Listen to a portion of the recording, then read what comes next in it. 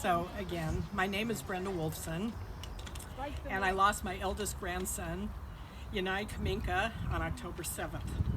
Unlike most of his peers in Israel, Yanai grew up in a home where he would often find Palestinian friends sitting on the couch in the living room. He volunteered for a year of civilian service before the military, and while there he brought one of the family's Palestinian friends to speak. He knew that his peers would soon be drafted into the army, and it was important to him that they understand other perspectives. Yanai's ethos, as well as that of my daughter Ilana and her husband Eyal, was to see the humanity in every individual, to take the time to get to know them as a person and to understand their pain. On October 7th, Yanai was serving as a platoon commander in the Search and Rescue Division at the Zikim training base north of the Gaza Strip. Most of the soldiers had gone home for the holiday, and his trainees and inexperienced new recruits who had just been drafted 6 weeks earlier were left to guard a highly volatile area. Like all other victims in the Gaza envelope, they were left unprotected by the government of Benjamin Netanyahu, who I hold completely responsible for the death of my grandson and for every other death besides that. At 6:29 in the morning, Yanai's base came under massive artillery fire. Yanai and 4 other officers made the decision that their inexperienced trainees who were stationed at the guard posts around the perimeter of the base did not have the capacity to handle such a complex situation. So they took it upon themselves.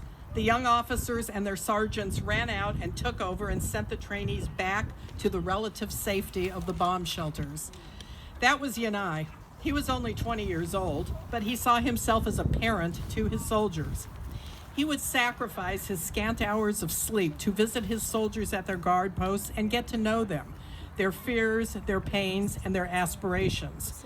He would do home visits because he felt responsible for their well-being outside the Army as well as within.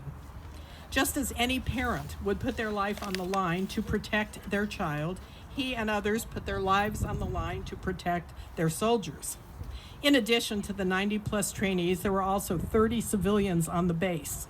They included a family with 8 young children who had come to spend the holiday with the soldiers, and a group of civilians who had been attending a beach party nearby and took refuge at the base when the Hamas terrorists landed on the beach in the boats and began massacring the civilians there. If the Hamas terrorists had been able to penetrate the perimeter, they too would have been slaughtered. They weren't the only ones impacted by Yanai's actions. Kibbutz Zikim and Kibbutz Karmia sit behind the base, and Yanai and his comrades knew that if the terrorists got past the base, the kibbutzes were in danger. They were the last line preventing that massacre, and they fought to their death. My beloved grandson Yanai was killed at his post with another officer and 2 other sergeants.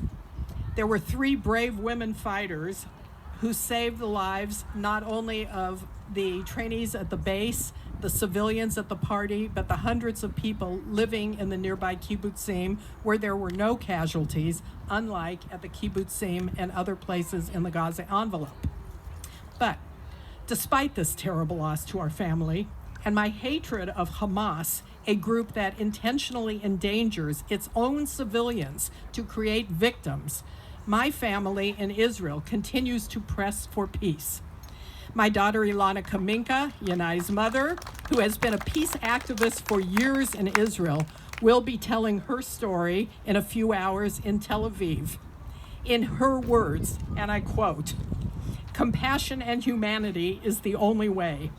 Somebody said to me, 'How can you have compassion for Palestinians after what they did?' And I said, because among other things, I want my 3 other children to grow up in a better world and to break the endless cycle of violence for my children, for Israeli children, and for Palestinian children. I believe that the only way to make this happen is through dialogue and compromise with Palestinians who also want a better future for their children." Our family hopes that this cursed situation will somehow bring these 2 nations together, to live in mutual dignity so that no families, Israeli or Palestinian, will have to grieve for their children and grandchildren the way that our family has. There is no other way.